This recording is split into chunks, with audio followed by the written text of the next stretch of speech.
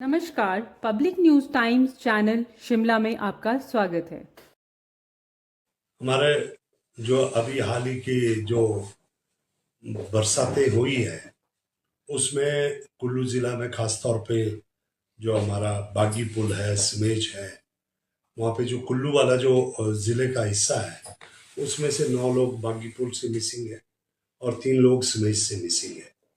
तो बाकी जो हमारे वहाँ पे जो डिपार्टमेंट का जो पूरे कुल्लू ज़िला में जो नुकसान अभी तक आंकलन हुआ है वो लगभग 46 करोड़ रुपए है। और उसके साथ में जो व्यक्तिगत जो नुकसान अभी आंका गया है रेवेन्यू डिपार्टमेंट द्वारा वो लगभग 18 करोड़ है। अभी तक 2 बॉडीज रिकवर हुई है बागी पुल में। और जो हमारा कुल्लू में खासतौर पे मलाना का क्षेत्र है या वहाँ पे बलादी पौहल है, जिस मलाना नाला में जो बादल फटने की वजह से जो वहाँ पे नुकसान हुआ है, तो वहाँ पे जो हमारी मुख्य जो समस्या है वो मलाना गांव के लिए राशन की उपलब्धता को लेकर है। फर्स्ट एड जो है, चिकित्सा को वो सुविधा देने की बात है, बिजली को बहाल करने की बात है। उन सब बातों के लिए तत्परता से काम किया जा रहा है। और मैं समझता हूँ कि प्रशासन ने माननीय मुख्यमंत्री जी के आदेशानुसार जो है पूर्णतः सक्रिय रहा और आज खासतौर पे इन क्षेत्रों की कनेक्टिविटी को बहाल करने के लिए बहुत तेजी से काम हो रहा है। और अभी हम कुछ एक रज्जू मार्ग, कुछ एक झूला पुल, कुछ एक बेली ब्रिज रिकॉर्ड समय में ये लगाए गए हैं। तो इससे कुछ एक राहत इन इलाकों में हुआ है। लेकिन फिर भी जब तक पूर्ण रूप से वहाँ पे हमारे सारी की सारी उपलब्धताएं नहीं होती है, तब तक हमारा जो ये काम जारी रहेगा। इसके लिए हम समन्वय बनाकर काम कर रहे हैं। लेकिन मौसम बाधा बना हुआ है, बीच बीच में बारिश का होना, तो इस वक्त खासतौर पे जो है ये बॉडीज को रिकवर करना और इस क्षेत्र की कनेक्टिविटी को बहाल करना एक बहुत बड़ा चैलेंज हमारे लिए है। सर, मुलाना के लोगों ने इस बार नई मिसाल पेश की है। तो पुल बना दिया उन्होंने जल्दी, दूसरा वो हेलीपोर्ट का निर्माण कर रहे हैं। किस तरह से देखते हैं उनके इस प्रयास को?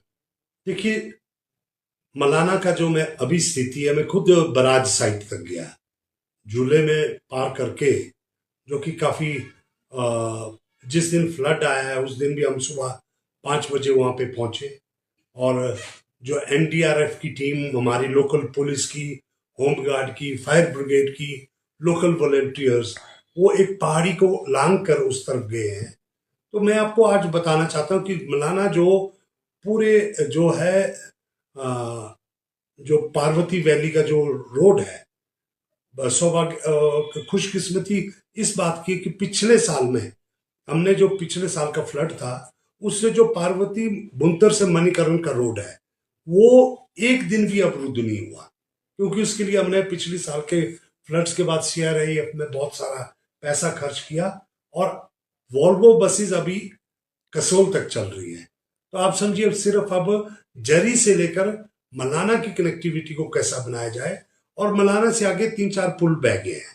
अब वो गांव वाले वहां पे लगभग जो है 2,500 की आबादी है जो ऊपर गांव में। और सावन का महीना चल रहा है, देवता जो जमदंगली जी का सबसे बड़ा जो है वहां पे 15 अगस्त के साथ है सावन का मेला लगता है। उसमें हम उम्मीद रखते हैं कि वहां 3,000 लोग जाएंगे। तो आप देख रहे होंगे उन्होंने ऊपर से नीचे कनेक्टिविटी बहाल करने के लिए एक ब्रिज डाला। और वो ब्रिज जो उन्होंने डाला उन्होंने गांव वालों की जैसे एकजुटता शुरू से रहती है, उन्होंने उस ब्रिज को डाला है। लेकिन नीचे से अभी सरकारी तौर पे जो अगर मलाना को जोड़ना हो उस ब्रिज तक, तो लगभग लग रहा है कि 6 महीने लगेंगे, क्योंकि कोई भी नामो निशान जो मलाना 1 का जो बराज है वहां से लेकर जो मलाना 2 के बराज तक ये पुल लगभग मलाना गांव के नीचे है। और ये जो है जो नेरंग उनकी एक जगह है वहां से इसको जोड़ा जाता है। तो इन्होंने अपने जो खेतों तक तो उस तरफ तक पुल बना दिया है, लेकिन मलाना से अगर कुल्लू के लिए आना हो, जरी के लिए आना हो, तो अभी उसके लिए बहुत वक्त लग रहा है। लेकिन बड़ी तेजी से जो उन्होंने पुल जो बनाया है उससे कोई ज्यादा राहत उनको नहीं हुई है, क्योंकि वो मुख्य संपर्क मार्ग से नहीं जुड़ पाए हैं। लेकिन उसके साथ में उन्होंने हेलीपैड भी वहां पे एक कोशिश की है। परसों मेरे पास मलाना के प्रधान, उप प्रधान और देव संस्कृति के लोग आए थे। एतवार के दिन भी हमने, रविवार के दिन भी उनसे बैठक की, और अब हम जो है युद्ध स्तर पे ये कोशिश की जा रही कि नंबर 1 राशन उनको मुहैया करवाया जाए। अभी तो उनको जो है वहाँ पे लेबरर के माध्यम से लगभग 30 किलो का राशन कोई 1500 रुपए में 50 रुपए किलो के हिसाब से कैरेज हो रहा है। ये हमारी वचनबद्धता है, उसे हमें पूरा करना है। और दूसरा जो रास्ता है नगर चंदर खनी होके है।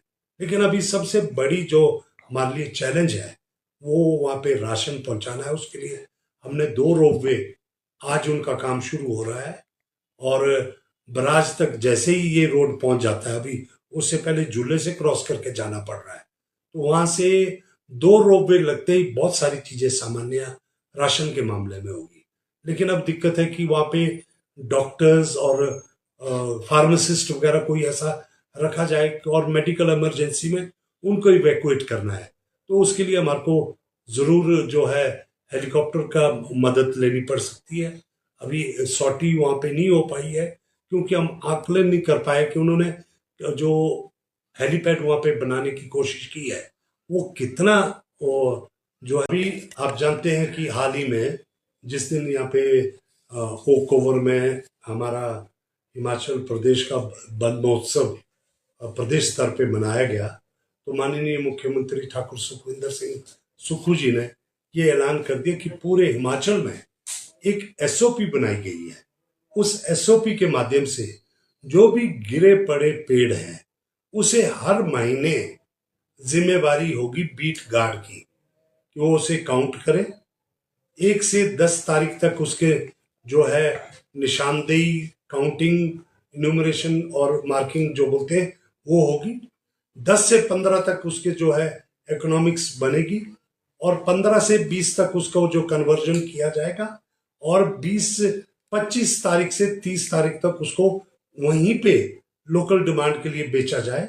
इसका प्रावधान जो नए जो standard operating procedure for salvage trees जो बना रहे हैं, उसमें जो ये सारी ताकतें बीट गार्ड से लेकर जो है हमारा डेप्टी रेंजर है और रेंज को दिए जा रहे हैं। मुझे लगता है कि कंगना जी ये भूल गई हैं कि अब वो चुनी हुई प्रतिनिधि हैं।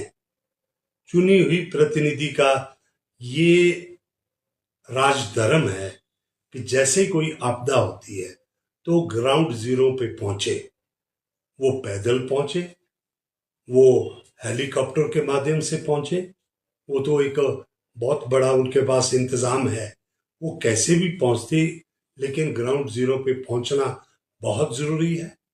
क्योंकि जब एक चुना हुआ व्यक्ति जनता के बीच में जाता है तो बहुत सारी चीजें जो है स्वाभाविक तौर पे एक लोगों का ढांढस भी बनता है, और उसके साथ में जो प्रशासन भी हरकत में आता है। मैं समझता हूँ उन्होंने कुछ उसमें देरी की है, उन्होंने उस बात को हल्के से लिया है, और जब वो आई भी है तो ये मतलब उन्होंने उसको एक राजनीतिक मंच की तरह उस स्थिति को, जो वहाँ पे घटनाक्रम है, जो वहाँ पे बदहाली है, या जो लोग मातम में डूबे हुए हैं और जो रेस्क्यू का काम चला है, बजाय उसमें कोई सहयोग देने के वो एक टिप्पणियां जो कर रही हैं, वो मेरे ख्याल ये समय राजनीति करने का नहीं है। राजनीति इस समय तो ये था कि वो अपने क्षेत्र की मांग को उठाती, यहाँ के लिए अतिरिक्त जो है बजट उसको केंद्र से मुहैया करवाती, जो उन्होंने कहा था कि वो एक डाकिये का काम करती। लेकिन वो डाकिया तो ऐसा लग रहा था कि वो अपना पार्सल ही गुम उनका हो गया है, और उनका जो पूरे का पूरा एक संपर्क उनका अपना ही कट चुका है एरिया से। तो हम क्या उम्मीद रखें कि वो उनको मालूम ही नहीं है कि कौन से पोस्ट ऑफिस से डाक उठानी है और कौन से पोस्ट ऑफिस पे डिलीवर करनी है, पहले उनको ये समझना होगा। लेकिन उसके लिए जमीन पे धरातल पे आना होगा। मैं समझता हूँ ऐसे वक्त में कोई ये टिप्पणी करना अशोभनीय है और इसकी हम निंदा करते हैं। धन्यवाद। रोजाना ताज़ा खबरों के लिए जुड़े रहें public news times channel Shimla के साथ। सभी सोशल मीडिया प्लेटफॉर्म पर चैनल को लाइक, शेयर और सब्सक्राइब करें।